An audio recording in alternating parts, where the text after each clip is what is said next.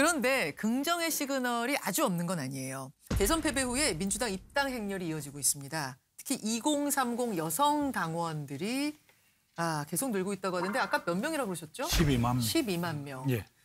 이분들이 뭐 이렇게 들어오는 것들 박지원 공동비대위원장의 영향도 있다고 보세요. 추적단 불꽃에.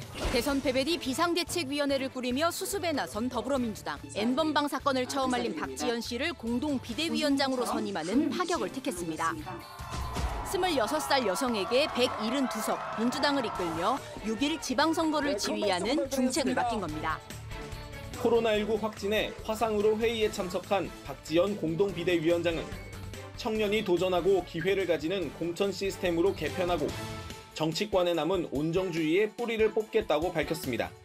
박지원 공동위원장은 N번방 불꽃 추적자로서 역할을 했고 또 대선 과정에서 2030 여성들의 표를 결집하는 데 좀 역할을 했는데 저는 좀 다른 의미로 보는 것은 박지원 비대위원장을 공동비상대책위원장이 되면서 그 2030 여성들을 사회적 의제에 관심을 갖는 분들을 이렇게 좀 네트워크를 만든 게 저는 좀 주목해 볼 만한 점입니다. 민주당이 아직 크게 착각을 하고 있는 것 중에 하나가 2013년으로 돌아가면요. 대략 여성의 한 20-30% 정도, 남성의 30-40% 정도 20대에 한해서요. 매달 정당 지지율을 놓고 보면 그 당시에 새누리당이었나요? 그걸 지지하는 보수세를 기본적으로 존재했습니다. 그리고 민주당이 있었는데 문제는 2017년 이제 이 탄핵 국면에 들어서면서 지지율이 5% 이하로 완전히 빠졌고 그런 국면에서 특히 여성들, 민주당에 대한 지지율이 60%에서 70%를 상회하고 있었거든요.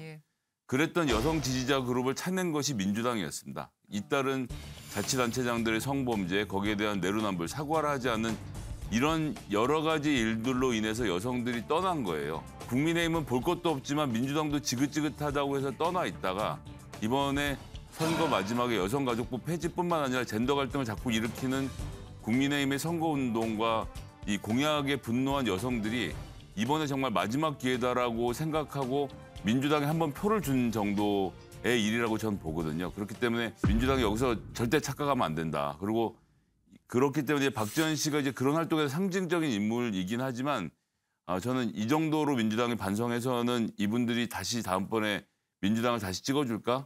전 잘 모르겠습니다.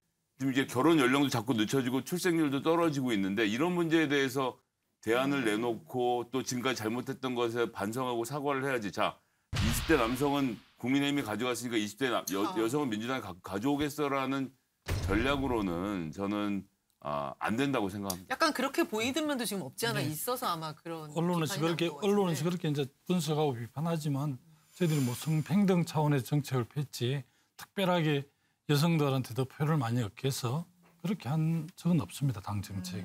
다만 그렇게 이제 해석이 됐습니다. 최근 대선 경선 과정에서. 탁 박사님이 좀 정리해 주시면 좋을 것 같아요. 그래서 민주당 다른 건 몰라도 요건 좀 노력하셔라. 하나 포인트 쪽집게처럼 찝어주신다면요? 그 정도로 애정이 있지 않습니까? 오늘 일관되게 싸늘하시네요. 아니 탁 박사님이 관심을 가져주실 때까지 일단 회초리나 때리고 있어야지. 다른 방법이 없습니다. 자, 회초리 준비하시고요. 소장님, 회초리 될 때까지. 저는 맞을 사람이라서 제가 누구한테 욕을 하겠습니까?